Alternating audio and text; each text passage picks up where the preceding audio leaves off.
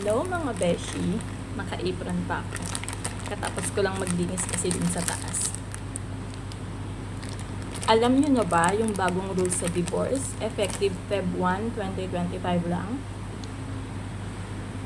Kung dati, kapag nag-divorce ang mag-asawa dito sa China, 50-50 sila sa properties. Ngayon, iba na, hindi na ganun ang batas. Kung sino ang nagbayad doon sa property, sa kanya mapupunta yung property.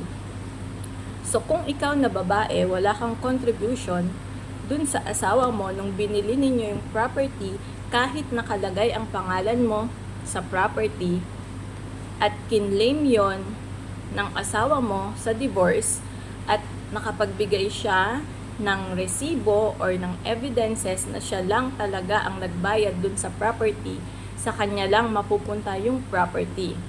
Walang mapupunta sa'yo. Not unless share kayo dun sa expenses ng property na ngayon, share kayo sa expenses at meron kang mga resibo ng payments. Meron kang maipakitang evidence na meron kang ambag sa property na yon, pwede kayong mag 50-50 dun sa property. Ngayon, wala na.